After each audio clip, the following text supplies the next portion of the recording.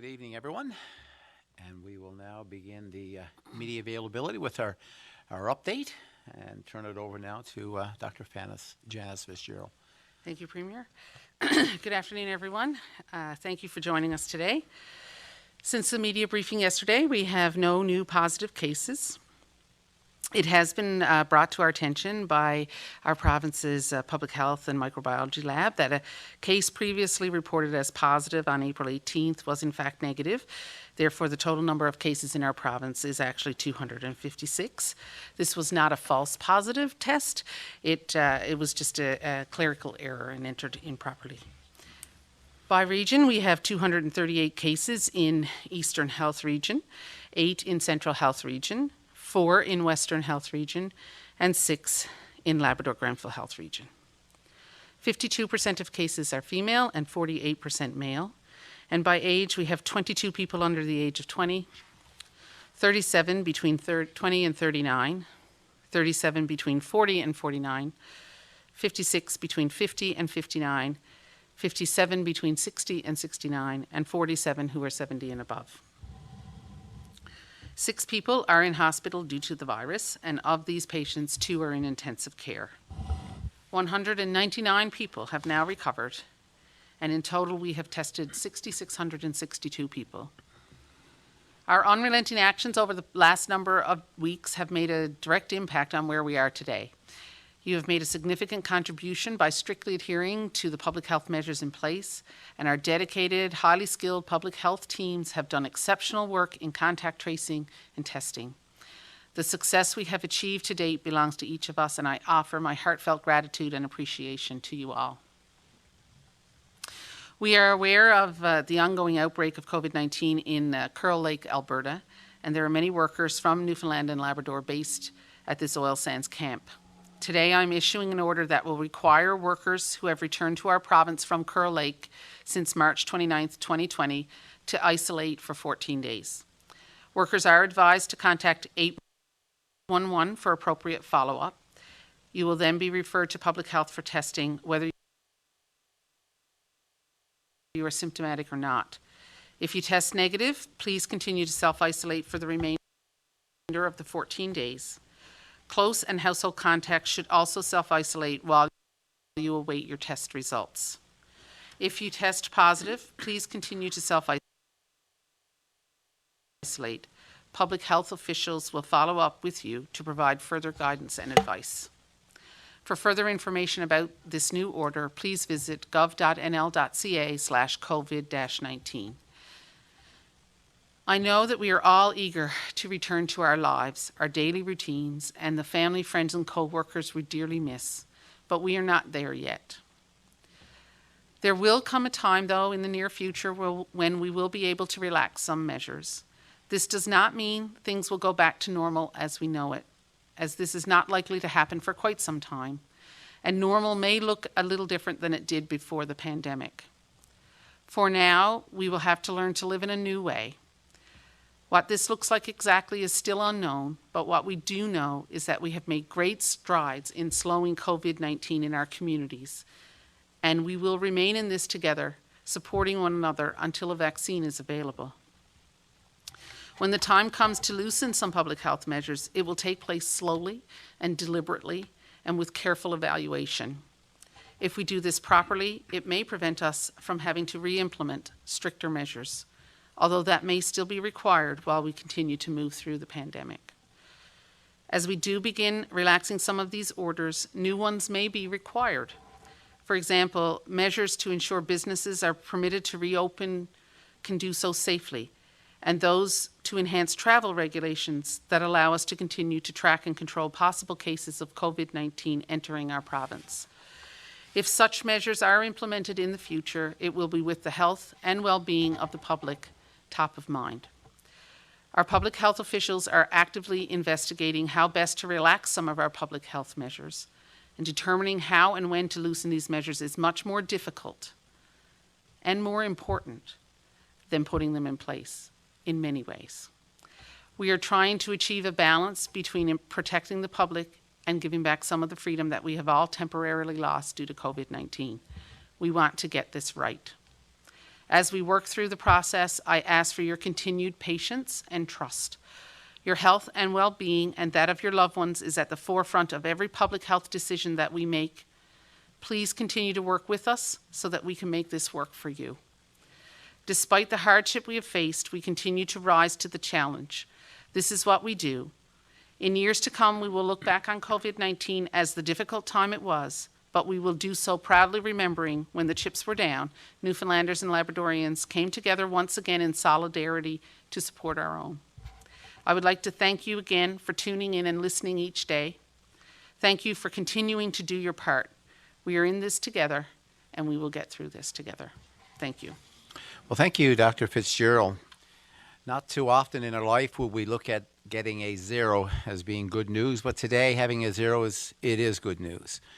But like Dr. Fitzgerald said, we just can't let those numbers fool us yet, as we know we are still in the middle of a battle.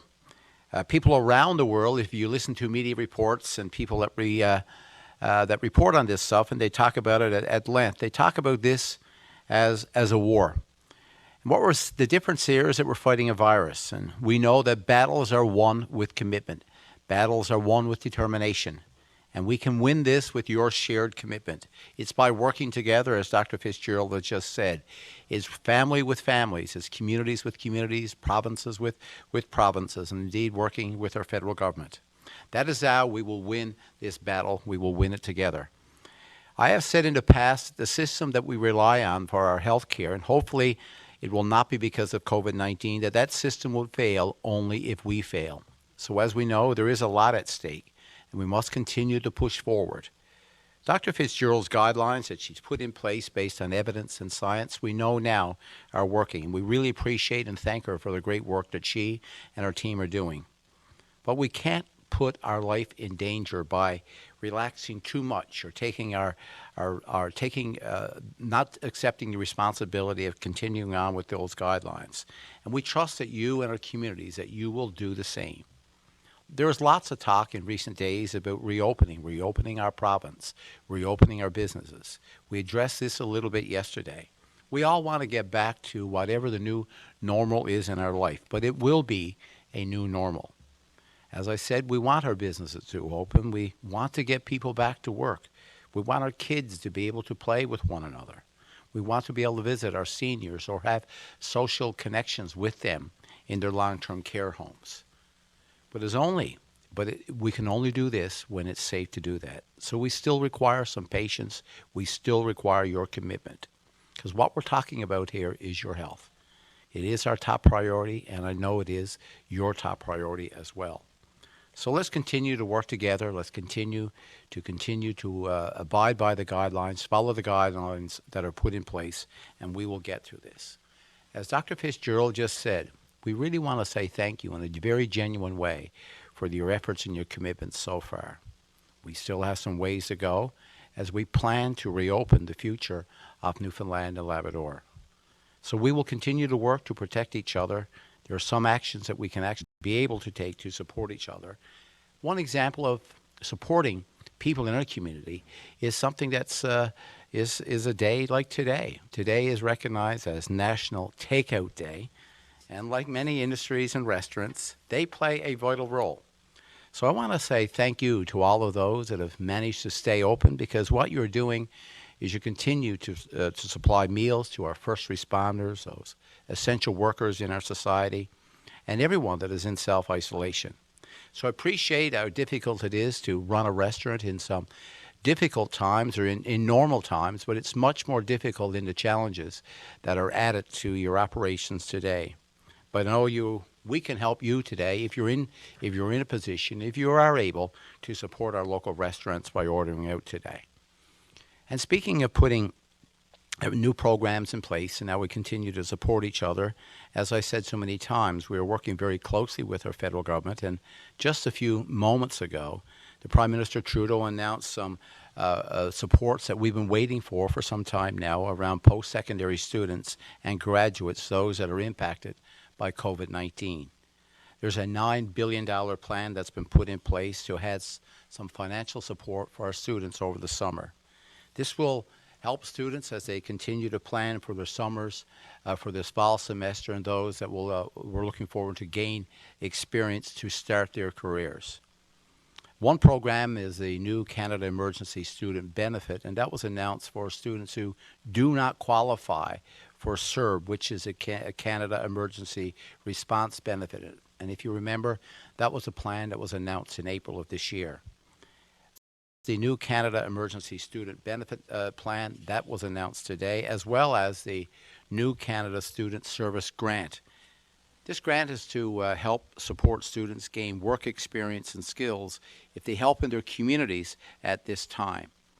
Also, there's a program for students who are lending their time to a national or community service, and that will be up to $5,000 for education in this fall. So there's quite a few programs. We have the information that's available on our COVID-19 website. There's programs there that will mean and will create some 116,000 jobs in placements and training for students over the summer, and plus doubling of the student grants for those who are eligible for full-time and some for part-time students. Indigenous students, there's information for programs that are available to you, and also for those graduate students that would have expiring scholarships. So there's quite a bit of information. Details are on our COVID website, so we'd encourage you to go and visit and take a look at that information. Now, over the last few weeks, we've announced a lot of supports, both provincially and federally here, as we meet with you every day. We've answered a lot of questions about COVID-19, about the virus and the impact on our communities, about PPE, which is the personal protective equipment that's becoming a household name as we speak to you every day. But we also talk a lot about the health guidelines that's been put in place through our public health and the impact that they are having on you.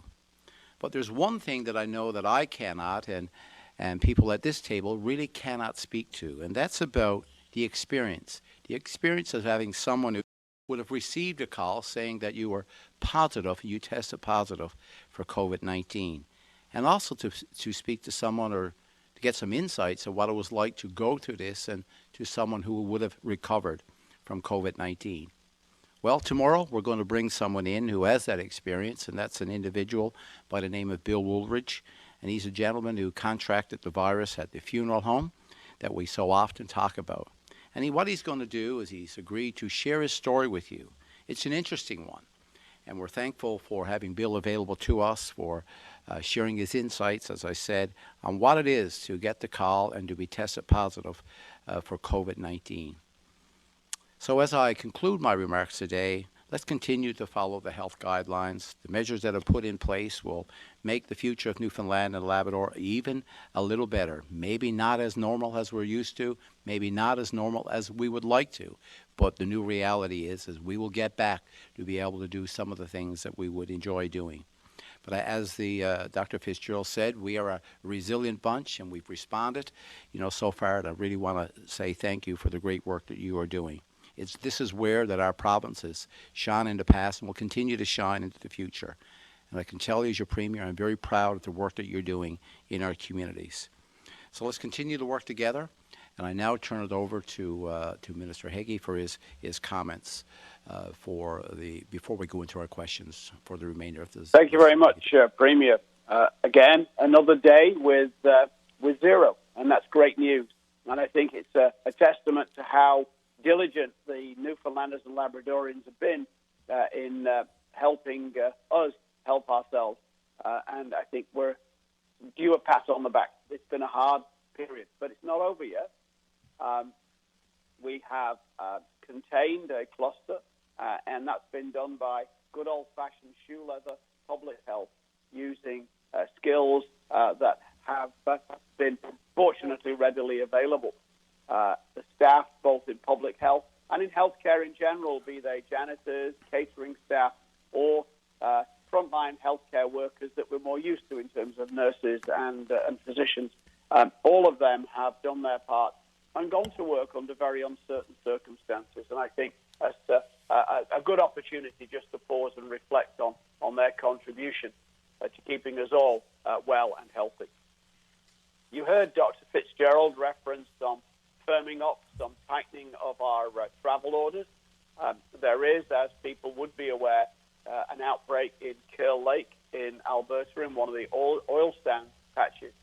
And because of that, we have taken extra steps to make sure that those people returning from there will be met, will have to have an isolation plan, will be contacted by public health, and will get tested and are required to self-isolate. One of the challenges we have had with people coming in from outside the province is even with information provided by some of the carriers, they really don't actually grasp the differences between the province they're leaving and the one they're coming to. And I would urge family members who have kin coming back from anywhere, in actual fact, to make contact and to tell them what the situation is back home as regards our requirements and their obligations to protect themselves and protect us all when they do come home. I think what you're seeing now is something that Dr. Fitzgerald referenced, that paradoxically, as things start to look better, you'll find some areas of our orders, Dr. Fitzgerald's orders, actually get tighter as we move to adapt to the future. One of those issues will also be around enforcement. We've had discussions on a regular basis around how best to encourage and educate. But at the end of the day, we do need enforcement. And my department will be meeting with officials again tomorrow to discuss what needs to be done. Those people who are traveling and coming into the province from outside will see changes at airports and marine Atlantic and ferry terminals, for example.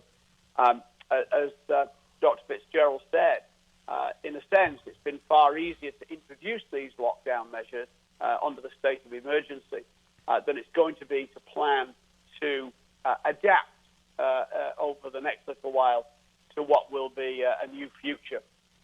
I'm reluctant to use the word normal because no one, I think, who has experience before the pandemic would regard where we're going to end up in the next little while as the normal they were used to. It will be a slow process. Each step will have to be evaluated to make sure that it doesn't produce a further rise in the number of cases. The virus is with us. It's in our communities. It's still there. And it can only reproduce if we move and allow it a host. So those kind of restrictions, those kind of requirements are likely to be amongst the last to go. But whatever we do now, whilst it's guided by health and public health, and will involve, obviously, the healthcare system, it's going to entail a whole of government approach because it's not just the healthcare system that is important here in that sense. So we need to look at maintaining a capacity in acute care. By diligence and hard work, we've managed to keep our bed occupancy down. So we have around 600, 650 beds available should a surge come. Is that the right number going forward? If it's not, what would be the right number, and how do we continue to work towards that? So that will be an ongoing question. In terms of how we do our PPE, we have seen an improvement in that over the last week.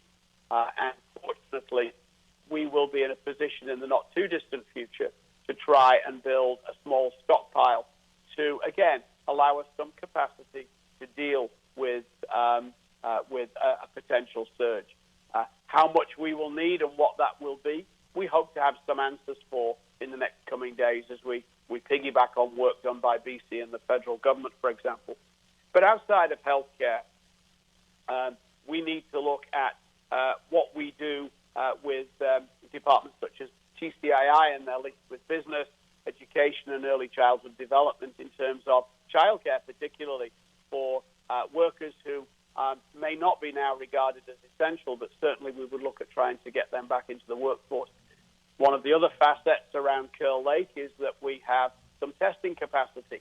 We are as broad in our testing requirements as any province at the moment.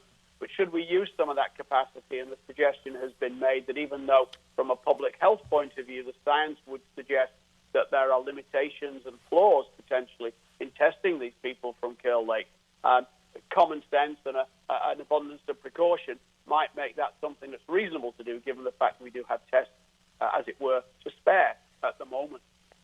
So again, we're working hard to plan for our new adaptation, but there's no room for complacency. We know clearly that movement and mingling are a source of flare-up, but also we know that travel is a big risk factor too. So those areas there will be among the last to go when we look at how we adapt going forward. And as Dr. Fitzgerald said, we will still see new cases emerge, and some of those, unfortunately, might be quite severe. We will have to look at some of our measures as we relax, and we may even have to go backwards if the numbers and the monitoring show that we are having new cases on a go-forward basis.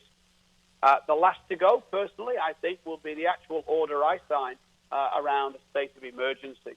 It has proved itself, despite it being new and untried legislation, to, I think, be one of the best pieces of legislation of its kind anywhere in North America. It enabled us to act swiftly, it enabled us to quash this, and it enabled us to apply good old-fashioned shoe leather public health early on. So with that, I would just like to end with a reminder that we are not at the end of this journey. We're still fairly near the beginning.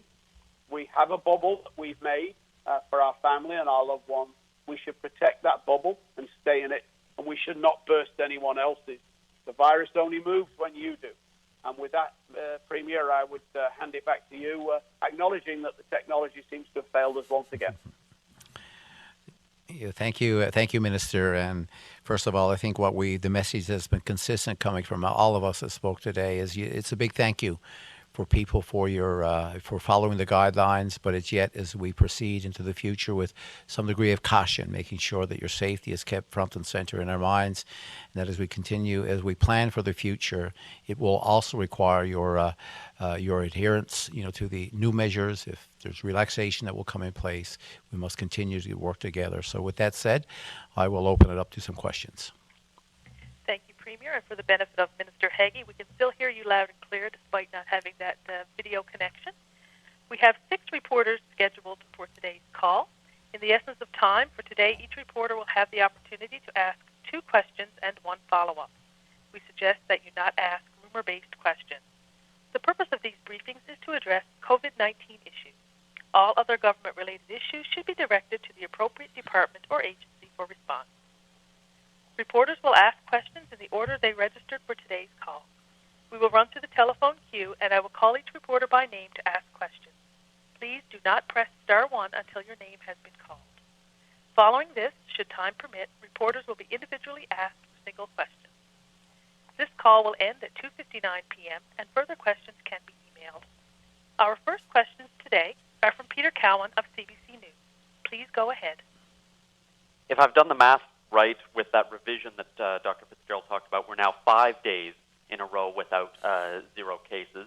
So without any sort of benchmark or time frame for lifting these restrictions, how worried are you that people will decide on their own that things look good and they want to try and get back to some sense of normal?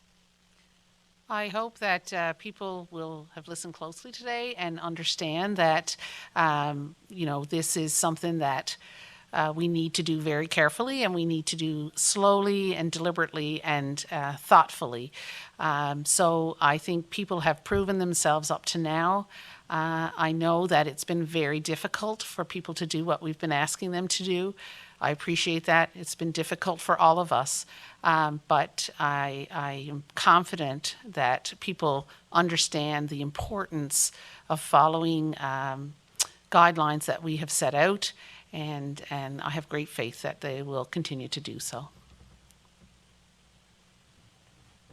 There was concern that this virus was spreading in the community, and with earlier testing criteria, people who had the symptoms couldn't get tested. Now everyone with the symptoms is getting tested, but we're still finding no cases. What does that tell you?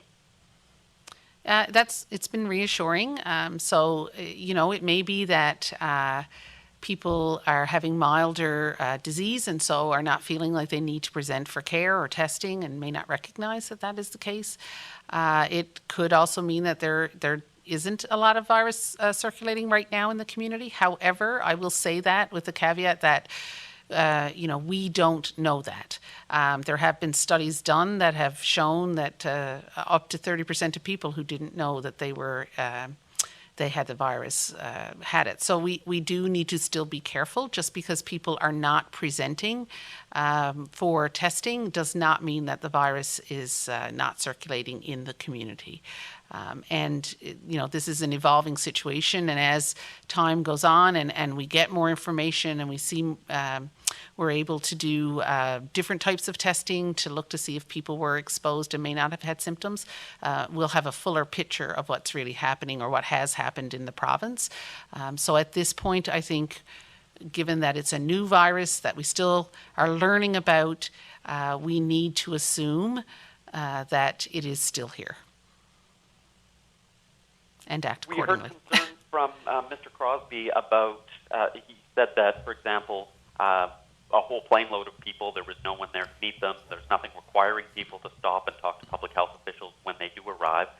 Dr. Haig, you mentioned some changes that are coming with how flights may be met. Will they be addressing those issues? The short answer, Peter, is yes. The reason that flight wasn't met was there was a failure by the airport authority to actually inform Eastern Health to send folk down. So that was a communications failure. From henceforth, the requirements now will be tightened up at the airport. You will see RNC cadets, uniformed wildlife enforcement will be there to try and spare some of the load on the RNC, for example, and similarly at the Marine Atlantic Terminal.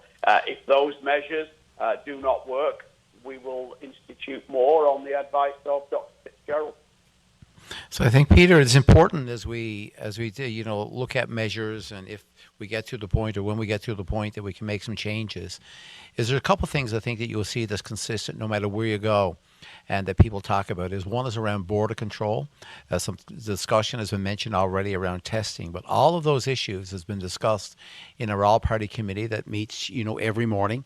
And so the fact that this one flight was missed, as the minister has just said, was not as a result of the public health officials, that work at the St. John's Airport. It was indeed something that was from a scheduling issue at the airport itself.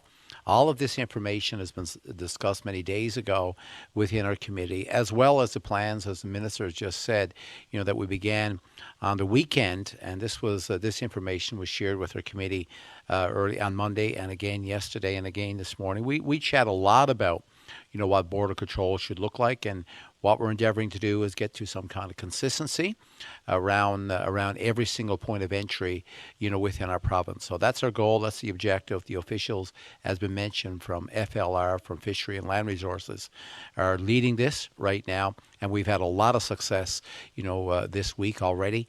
And so it requires some training. In some cases, it requires some exemptions of sidearms and so on that could come into the airport. So what we're looking for is consistency. That will give us tight control over our borders, and that's instrumental as we continue to make changes with relaxation of measures into the future for our province. Thank you. Our next questions are from Andrew Robinson of The Telegram. Please go ahead. Eric, at this point, looking at or having discussions about the possibility of what services may come back, has there been any look at how that may be treated within the healthcare sector? I know in particular elective surgeries are not happening. Would there be any expectation as to how soon elective surgeries might return if things continue to go along smoothly with people abiding by the different restrictions laid out? That's another very good question. It's one that actually occupies ourselves and the regional health authorities on a regular basis. What we did by closing the hospitals to elective procedures was we created an ability to free beds in case of a large number of people requiring hospitalization. We have about 50% of our beds now free across the RHA. The question is, when we go back to allowing surgeries, and I suspect these will not be elective in the sense of truly planned. These will be things that maybe weren't urgent in February, but now have some degree of time constraint. When we go back, how much of that empty space you use, conscious that with very short period of notice, you could actually start filling up beds. Should we run at 80% capacity? Should we run at 70% capacity? And what can you do within that? So that's going to be a balancing act, and that's certainly something we're looking at. The other piece as well is in terms of diagnostic procedures like scans and X-rays. Whilst those don't impair the ability of beds, for example, they do actually expose healthcare workers to a large number of people moving through the building in a small period of time. So at the end of the day, what we will do is look at what happened in other jurisdictions. We will try and use any modeling that might be able to inform us. But quite frankly, I think what we're going to have to end up doing is taking an educated guess, picking something, trying it, and seeing what happens. And this is where the flexibility and the maintenance of a state of emergency needs to come in, because we may get it wrong the first time, and we may get it wrong the second time, but we need the ability to adapt. So that's a constant question that we ask ourselves. The mention was made of the clerical error resulting in that was considered positive announced April 18th, now not being positive due to the clerical error. I know it was mentioned specifically this was not a case of a false positive. What is the potential for a false positive testing result? I know it's been, I think, said before that the potential for negative results to, in fact, later turn up positive, there's potential there.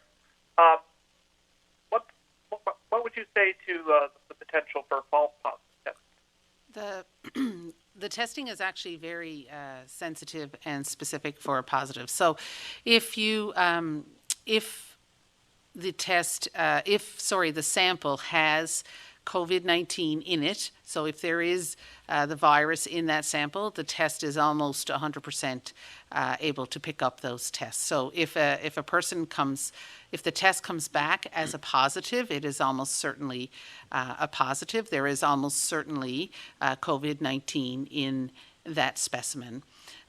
So it's a little bit different with regard to the false negative, although this test itself is good at detecting negatives as well. With regard to a negative test, there's a little bit more that can be at play there. So, it has to do with when the virus is being shed by the patient, in what part of the disease progress that they are, the technique that's used to take the specimen. All of that can have an influence on the potential for the virus to be in the specimen itself. So, but if the virus is there, the test is exceptionally good at picking it up. Thank you. Our next questions are from Kellyanne Roberts of NTV News. Please go ahead. Thank you. I'm wondering about the barricades that are now popping up throughout Labrador. Premier Ball, if you can speak to this, seeing that these are being done more by the towns than by provincial government, but if you can still speak to it. Yeah, so we had a long conference call on Saturday with all the leaders throughout Labrador. We had 4 MHAs on the call, as well as our MP. We had Indigenous leaders on the call, so it was a very detailed call on impacts on communities. Of course, in Lab West and in Central Labrador, we still have some people that with the mines actually in Lab West would be open. There's still some projects that would be ongoing in Happy Valley Goose Bay, as well as Happy Valley Goose Bay, of course, being the hub for transportation into the North Coast. So we've been working very closely with those leaders. We do plan another call with them again this weekend. So one of the questions that was raised to me last week about things like how do we was around essential workers and those that potentially could be traveling into the communities in a non-essential basis. So what they wanted to make sure is that anyone that was traveling in there, it was for essential services, and they were essential travelers. So they'll be putting up some checkpoints, putting those in place, and just, speaking with those travelers, just making sure that they are essential travelers. Thank you. And I'm wondering, I know we had the restrictions put in place when it comes to long-term care homes and some of those private care homes in terms of staff working between them. What about for other specialties of work, say a cook that may work at a correctional center and also works at a local hospital? Kellyanne, we've looked through the regional health authorities at people who work in other facilities and other areas. That's the easy bit to deal with. Certainly we do, i.e. Eastern Health does, and I think Western provides some healthcare services in the correction facilities out there. I know that they were aware of that as an issue, and particularly the risk of getting COVID into a correctional facility is significant. From my point of view, my understanding is that they have reduced this wherever possible, consistent with maintaining essential service. Great, thank you. And I know we're not ready to lift restrictions yet. It is being looked at. There's a plan that's being built. What can you say to those people that have made plans for closer to December in terms of weddings, or they've had a loved one who's passed and they're looking to see when they can actually have a proper funeral? I think that's going to be a question of a movable target. Certainly, if you book towards the end of the year, there is some cause for potential optimism. That might be the actual case. There is a degree, though, of uncertainty about the way this virus will behave in a global nature. You're seeing resurgence of cases in areas where they had thought they'd eradicated it, and I'm thinking particularly again now Singapore.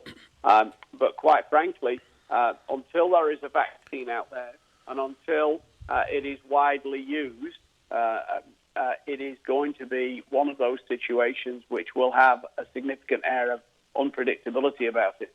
And really, it's impossible to gaze into a crystal ball and give you a clear picture. Thank you. Our next questions are from Ben Murphy of VOCM News. Please go ahead. Thank you. Minister Haggie, you spoke about elective surgeries there a little bit, but I was wondering about those who are waiting to have surgeries like cataract surgeries that were pushed back due to COVID-19, and those people who are sitting at home and possibly losing their vision right now. What do you say to those people in terms of when they might be able to possibly get a surgery? The decision about who would go when should, even under the current circumstances, is one we have left and will continue to leave to the clinician, the referring physician and the specialist who's doing the procedure. They are the only ones who are in a fully informed position and have the expertise to decide who needs to go when. There has been no restriction, for example, on cancer surgeries, other than those that have been imposed by surgeons themselves saying, well, this can wait for a period of time, and we will review that on a regular basis. So the facts of the case are is if you have a situation like that as a patient, then you should contact your referring physician, who will then present that new information to the specialist, and that decision about where you go on the list at what time will be made by them. Okay, and just further to Kellyanne's question there on the long-term care homes, given the challenges pre-COVID with staffing in long-term care homes and now the absence of family volunteers, et cetera, is there any chance staff will be redeployed from other acute care sites that have low-volume patients at the present time to maybe help provide care in long-term care homes, even some extra staff to help with feeding, hydration, or even like FaceTime calls to families? We've certainly looked at the staffing levels as these decisions have been made, and I think one of the things that the health authorities were very keen to do was to make sure that the staffing levels, when they made these changes, would be adequate. There are actually surprisingly few individuals who work in long-term care, for example, and who have second jobs, as it were. I think the fraction is about 0.5%. So we have not been informed at the department level of any challenges around long-term care staffing. And Premier, we know the RNC have some different phone lines and initiatives around domestic violence and violence against women during these hard times that often see spikes in abuse. But what firm action is the provincial government taking in addition to what's normally done to help these dealing with domestic violence? Yeah, so one of the things that's extremely important as we work our way through this, this pandemic, is that we will continue to monitor, continue to monitor the capacity that we have within the system, not just in our healthcare system, but the space available in places like transition, houses, and what we would have available in terms of capacity that we could bring in if those situations became stressed. And we've been able to do that, and we're very comfortable right now in knowing that we, even within transition houses and within the capacity that we've already been able to identify, could be using places like hotels and so on. We have space available. Added to that, it's important that we put the support lines in place so that when people find themselves in a situation, they can actually reach out in a safe format. One of the things that I know late last Friday, I met with my Premier's Youth Council, and they had some real interesting ideas in terms of texting as opposed to call lines and so on. So we're taking advice from people that are involved in this, and we're working very closely with those associations. But right now, we have the capacity within the system, both within transition houses and excess capacity that we've identified in the community should people find themselves in those vulnerable situations. We know, and we work very closely with the Department of Status of Women as well, and they're working very closely with those community groups, making sure that we put those supports in place for those. If they need it, when they need it, it will be available to them. Thank you. Our next questions are from Elizabeth Whitten of All Newfoundland, Labrador. Please go ahead. Thank you. I was wondering how many doctors have now signed up for telemedicine or virtual care, and is that still covered by MCP? The last figure I have, which was the end of last week, was over 600. I can get you an up-to-date figure. We have instituted for the duration of the pandemic a blanket code for virtual care, which covers both the use of the telephone or any video software, assuming they have more luck with Skype than I did today. And that is covered by MCP. And in actual fact, the rates are quite generous. Perfect. And I'm also curious, is there any plans to possibly introduce random COVID testing in the future, especially considering we have asymptomatic and pre-symptomatic cases? So what you're talking about is sentinel testing. And so we do have, it's not really random, but we do have some sentinel testing now that we are doing. So people who are admitted to long-term care facilities and personal care homes will be tested upon admission. We are testing some asymptomatic contacts. We're also testing, for example, the people from Curl Lake will be testing asymptomatic people there. That is certainly something as we continue to move through this and we develop measures with regard to I guess a de-escalation in some regards. We will certainly be looking at sentinel testing as one of the ways that we can maybe get ahead of finding cases in our community faster than we would if we're just waiting for people to come with symptoms. I guess I was also curious, is there a concern that maybe some people are deciding not to call 811 or go for testing because they either don't want the stigma or maybe they don't want to be possibly accused of violating orders like over Easter weekend?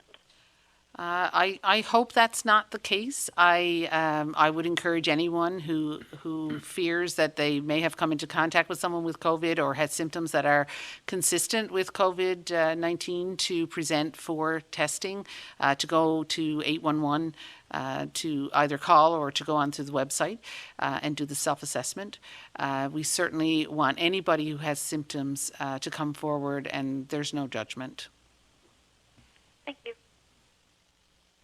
Our next questions are from Patrick Butler of Radio Canada. Please go ahead. Premier, I wonder if you could react to the announcement from Husky that they're suspending work on the West White Rose project for the rest of the year. You've said previously, since the beginning of the pandemic, that your focus is on attracting new investment in oil and gas. But what does this new development portend for oil and gas activity in 2020?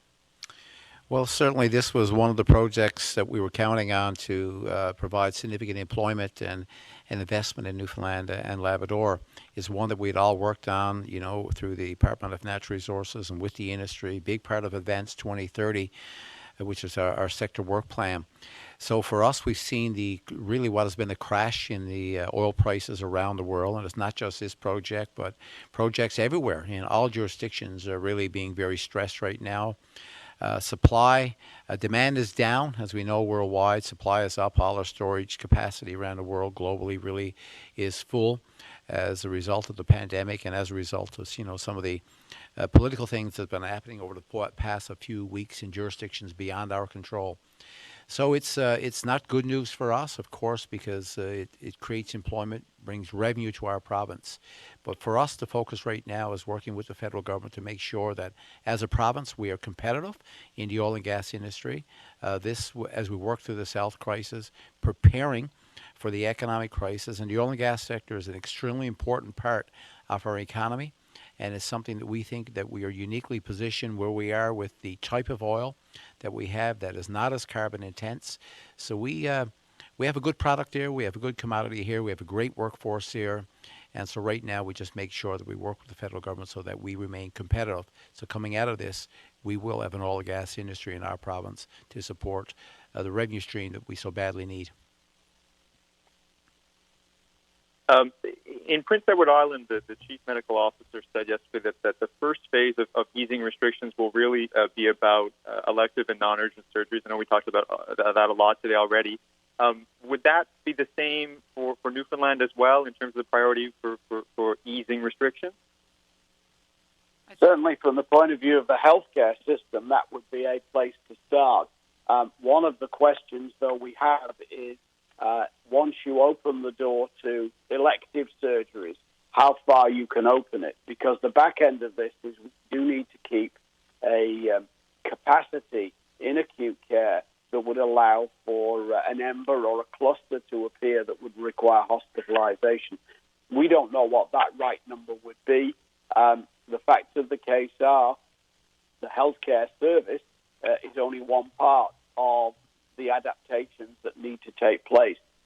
We need to look at new ways of doing business. We need to look at new ways of providing other services too. And I think that is a bigger piece.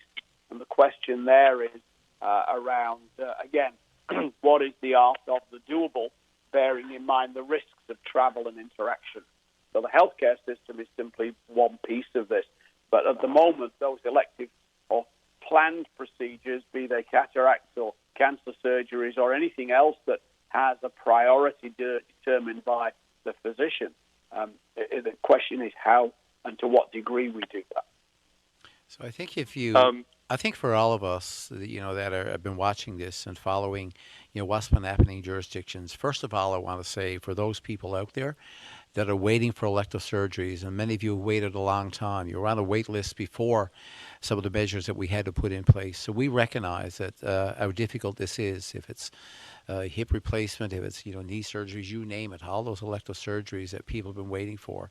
This has put undue stress in itself as we work and prepare the acute care system, our healthcare system, to deal with the pandemic. And there's no question we understand where you are, but as the minister said, there's a lot of considerations that we must keep in mind. And as Dr. Fitzgerald so eloquently talked about so many times, this is really about planning, making sure that we continue to monitor the system that's in a position to respond to a pandemic, but yet find a way to provide some of those services. We're just not quite there yet. Will require some extra planning, and we recognize the people and the suffering that people are going through as they wait to get those surgeries that were once elective that will, turn out to be something even more in the coming weeks and months. But, we're working on this, and there will be plans put in place for all those, but we can only do it when it's safe to do so. I also have a question about the emergency alerts. There's some criticism in Nova Scotia about how those are rolled out. In this province, how do we determine when we're using these? And is there any, a request has to come from police to the province to be able to send out an alert. Any interest in streamlining that process to make it a little more, rapid in being able to send out these alerts? We've used this system a couple times now during the pandemic, and this was really about, sending out, warnings to travelers coming into Newfoundland and Labrador, talking about things like self-isolation and so on. Just getting that information out there so that if you enter our province, you knew what the conditions you were entering our province under. So that happens to our Emergency Operations Center through Municipal Affairs and Environment. So we reach out to that department, and we actually, in the cases that we've used it just recently, is we just, ask them, working with our public health officials and through with Minister Hagee and his group, to make sure we get that information out there, those alerts. So that's in Newfoundland and Labrador. That is how we use that system in recent days during the pandemic and also around the Snowmageddon. Just as an aside there as well, people who have filled in their cell phone numbers when they've arrived in the province from outside are actually getting text now saying they're required to self-isolate, and just remind them a couple of days after they come back. We have about 7 minutes left for questions, so I'm going to ask reporters, I'm going to call on you to press star 1, and we'll randomly take questions from the phone line.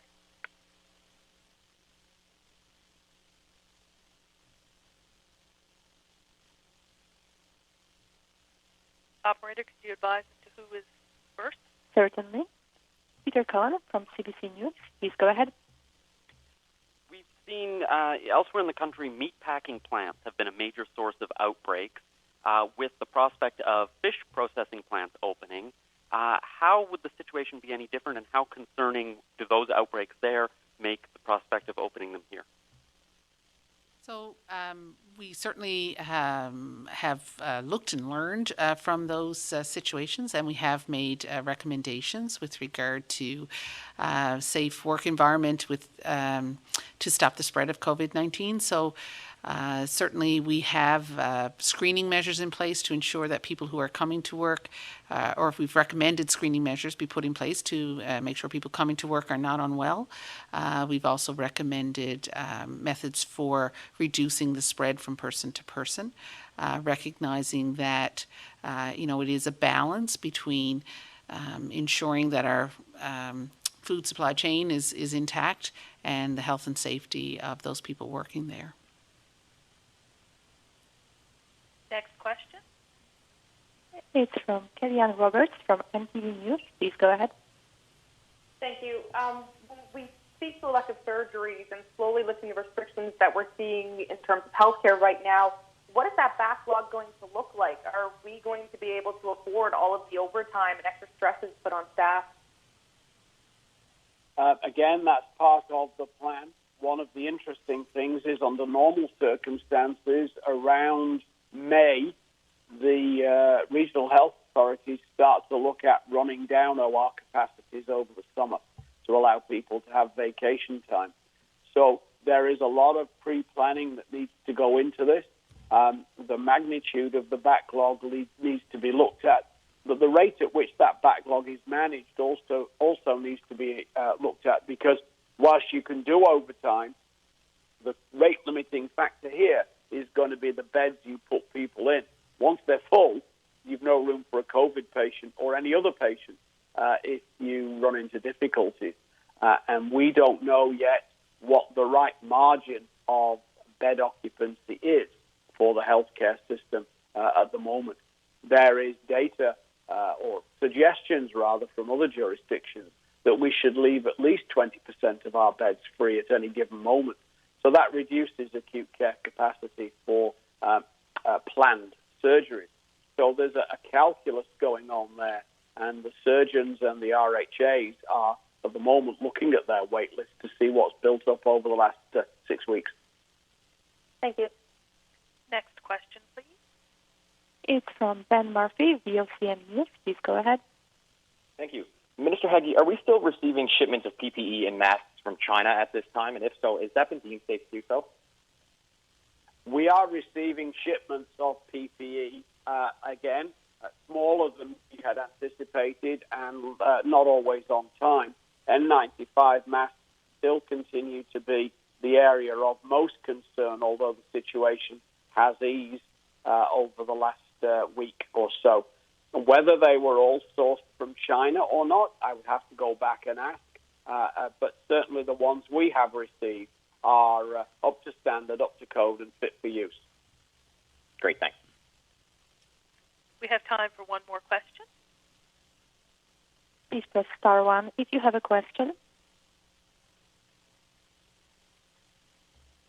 Peter Cohen from CBC News, please go ahead. Yesterday I asked about the R naught value, or essentially how many, for each person who gets the disease, how many are they passing it along to? Dr. Heggie, you talked about modeling numbers, but through contact tracing, does the province not have an actual number of how many people are being infected by each person who tests positive? Can we get that number? This is a geeky question, and in actual fact, I shouldn't steal Dr. Fitzgerald's thunder because she knew this was coming and she has the answer ready at her fingertips. Perfect. So when we're talking about an R naught, we can really only talk about that at the end of the epidemic, and we can look back on it and know how many people on average did one infected person pass the disease on to. So what we're looking at really is what we call an RT, which is a reproductive rate at a point in time. And, back at the beginning of the funeral home cluster, our RT was quite high. Right now, our RT is lower. At the moment, it is less than 1. It is around 0.4, 0.38 to 0.4. So, that's quite good. And when an R naught or RT is less than 1, and I may have misspoke yesterday and said less than 0, I'm not 100% sure, but it is less than 1. That means that if a person is infected, they pass it on to less than one other person. So that bodes very well for disease control. If the R naught is more than 1 or the RT is more than 1, then things can get out of control if we don't put measures in place to control it. So right now, modeling has put us in a what looks like a promising situation. However, we have to be cautiously optimistic about that because we know that this virus can come in quite easily and can spread quite easily. So that's not a reason to relax all of our measures at this point, obviously. Thank you very much for tuning in. The time for questions has ended. Please join us again tomorrow at 2 p.m., 1:30 in Labrador. Have a great evening.